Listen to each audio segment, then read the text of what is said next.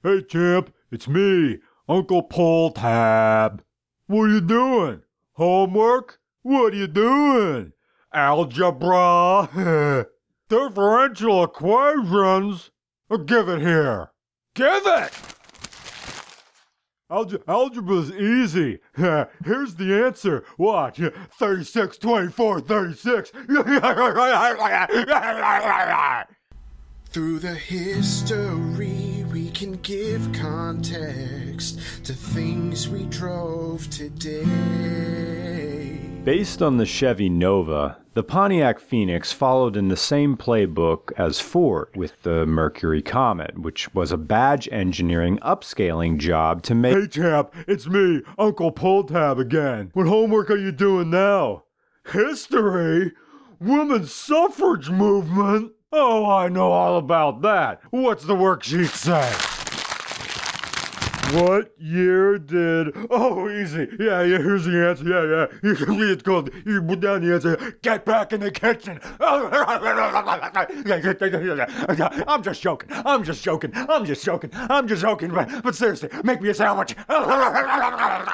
A Pontiac Phoenix from 1977 is nothing but a used up, ineffectual, superfluous Chevy Nova that's been given the old razzle-dazzle. Welcome to the Malaise era's heart of darkness. Justin Kramer, from the YouTube channel Fuel Injection Sucks, said of Malaise era domestics that in the mid-70s, us Americans decided we'd rather sit on the couch than drive. But what could we do? The big three plus AMC hadn't figured out how to make free-flowing catalytic converters and efficient fluid dynamics. It didn't really matter what engine displacement you had, they all made nothing. You had 4 engine choices for the Pontiac Phoenix, which were the same engine choices for Chevy Novas. You could have a 151 cubic inch Iron Duke inline 4, a 231 cubic inch Buick V6, a 305 LG3 V8, that's the closest thing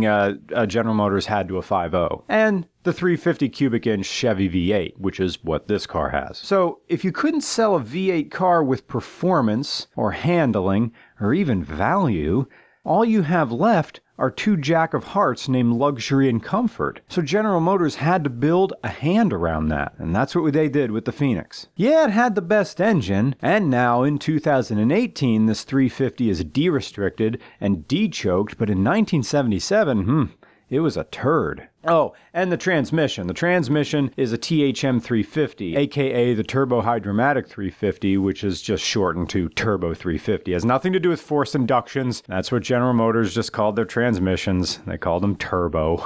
This, what it was a 3-speed non-overdrive transmission made to replace the 2-speed Power Glide in 1969. The Turbo 350 transmission had weak points, such as no bracing or support in the middle of the gear train. And the clutch drum gets a case of internal weeble wobbles because its bushing is too small. Now, these problems didn't matter in 1977 because the engines were choked for emissions, but they matter now, and fixes are available and common because, despite its tooling, the Turbo 350 is still used today for street rods and builds because it's so smooth. Try to feel the 2 to 3 shift. I mean, watch this clip, and I don't know where it is.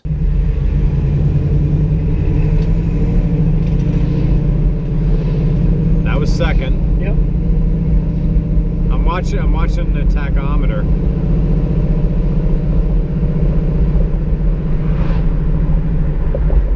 Did it shift? Oh yeah, it shifted. I felt 1 shift, and I don't know which. It had to be 1 to 2 that I felt. That's just how soft it is. If you want to check to make sure you're in third, downshift in the second right now and see if it changes gear. Yep. Yeah, if you're in third. Welcome to the intertextuality era of Pontiac. The period where cars were being pushed out the door out of necessity, like so many brown logs being pushed through rumbling butt cheeks. It's midterm exams, and it's 5 minutes till pencil's down, and fuck math. Just take pity on me, please. I'm trying. You see, here's the thing with intertextuality and other categories of literary theory. They often manage to extend to the car world because a lot of the things they teach are universal. Intertextuality is really just a fancy word for saying that the meaning of a work is shaped by the connections it shares with another. For instance, the music of Elvis Presley had countless influences that helped shape our critical understanding of his work. His sound was this strange hodgepodge of blues and country, but also gospel and pop, and it created a sound that was rebellious to some, but conformist and old hat to others. Yet, how many artists cite Elvis as an influence on their sound? Hell, the Beatles were practically contemporaries of Elvis, but they themselves have stated that Elvis and his fellow rockers like Buddy Holly, Carl Perkins, and Chuck Berry were influential to their artistry. Do we get the Beatles without Elvis? Do we get Elvis without B.B. King and Fats Domino? Intertextuality is an open phone line. It goes both ways because we discover meaning and understanding through the connections any given works share with one another. Weird Al Yankovic parody songs are intertextual, in a way, and hell, so are Romans. They separate from the meaning of the original, but their similarities and differences might shape the way you consume or enjoy that media. Kind of like how you probably needed to play Metal Gear Solid 5, or you'd miss several layers of subtext in the Brazzers parody Metal Gear Solid, the Phantom Peen. So what the hell does this have to do with the Pontiac Phoenix? The Phoenix is an intertextual car. It literally could not have existed without its predecessors because not only was it created to replace them, it was created from a lot of the same components, which, granted, isn't uncommon at all in the automotive industry. You could say this about a lot of cars. A lot of cars. But more so than most, the Phoenix is a car that doesn't feel like it has any sort of identity. Sure, today, you'll notice it as a Malaise-era car, because you really don't see Malaise-era cars rolling around anymore. And even in car shows, people don't save them, because it's not a decade that we remember fondly. Because we see it in comparison to the smooth lines of the 60s, the hard computerized designs of the 80s, and the new aerodynamics of the 90s. The 70s just sort of fits in this awkward period. And even in its own time, the Phoenix wasn't a head-turner, because it wasn't supposed to be. It's just a multo-meal version of the Chevy Nova, built with the intention of taking over for the Ventura, which itself was another car based on the Nova. It's almost as though General Motors had a bunch of extra parts lying around and had no clue what to do with any of them. So they decided to give Malibu Stacy a new hat and call it a day. Put simply, the Phoenix would be far more impressive if we didn't have its predecessors to compare it against. But that's not the way it works. Intertextuality is a two-way conversation between what is and what was. So what's the Phoenix identity? It was supposed to be a luxury, personal, luxury, sportish kind of car. You know, like the Monte Carlos of the early 2000s? Yeah, this. But the Phoenix was designed for a very specific period of time, 1977. It's from an era when General Motors was cutting compression and using smaller carburetors and camshafts because of emissions regulations. They were also putting in tall gear ratios to improve fuel economy. This Phoenix has a 273. Okay, the smaller the rear end ratio, the slower your car is, and supposedly the better gas mileage it is. This comes back to that turbo 350 transmission. It had no overdrive. You get 3 gears and thirds 1-to-1. So the only way that you can have good gas mileage is to put a weak-ass rear end in. Not weak as in structural, but okay. We've gone over this before, but rear ends work like this. It has a 273 ratio rear end. That means for every 1 turn of the hub, the drive shaft, or the input shaft coming into rear end, will turn 2.75 times. The higher the ratio, the lower the gearing, and the more torque you get. The Vagabond Falcon once had a 373 rear end. That meant the drive shaft turned 3.73 times for every 1 turn of the hubs. And that was pretty fast. That was a low-ass first gear. Car accelerated great, spun tires really easy. But then we moved it down to a 3.27 rear end, which is sporty-esque, but it's fine on the highway. You wouldn't run a 3.27 rear end if you didn't have overdrive, which the Falcon does. So imagine not having overdrive, being stuck in 3rd gear. That's what muscle cars were back then. And they go all the way up to like 410, 411. Some of those old muscle cars you see burning out like back in the day, oh yeah, they were really fast. Those things could hardly go 70 miles an hour. The engine would just explode because there was no overdrive gears. Anyway, and it worked to a point by putting in real gentle ratios. I mean, you could get 2.56 in these no Nova knockoffs. It works to a point because Eric gets high teens on the highway, like 15 miles per gallon on the highway. Yeah, alright, that's okay, all things considered. But there's still a bigger issue of aesthetic. This car isn't striking enough to really justify the car you're getting here. Because it's 1977 and Star Wars just lost the Best Picture Oscar to Woody Allen's incel fantasy flick. Double-chinned Uncle Pull tabs with 5 o'clock shadows are being arrested in porno theaters for doing exactly what you'd expect someone to do in a porno theater. And General Motors is getting incestuous with their manufacturing, the automotive extension of free love in the 1960s. Everybody's sharing parts and pretending they've made something new in the bargain, like two sisters from Lower Heidelberg with wing tattoos on the backs of their thighs, and a boyfriend named Trent, who they're both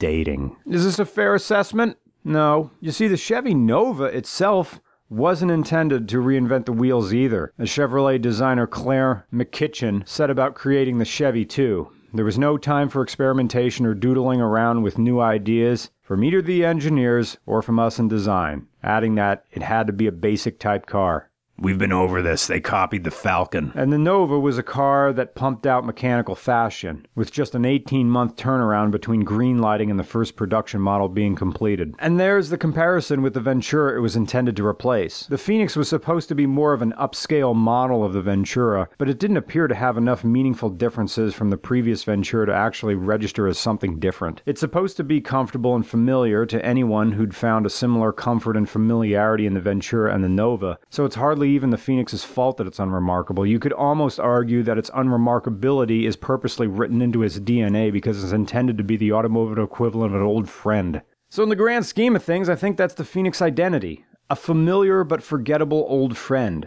That's the read we're getting from this machine.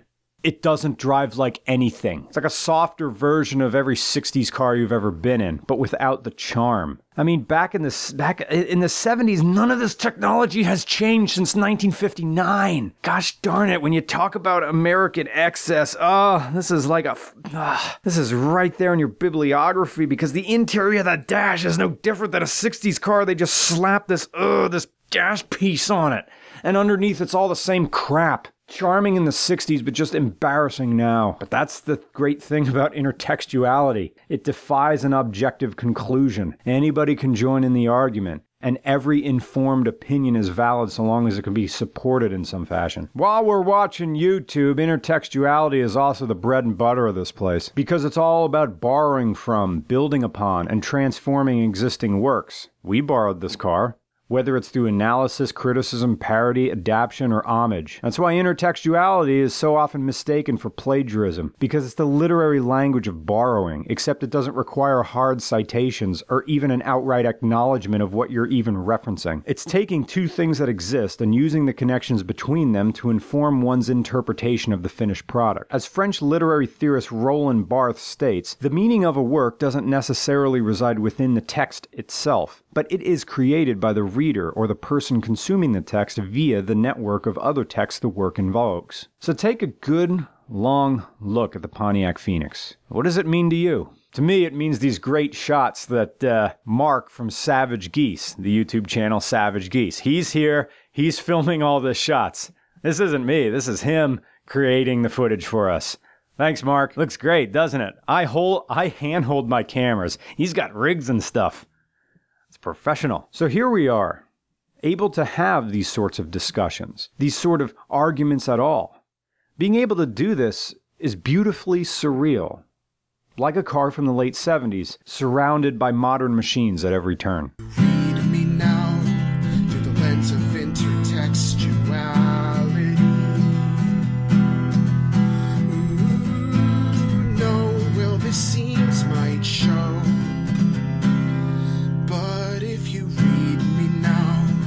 Something more than just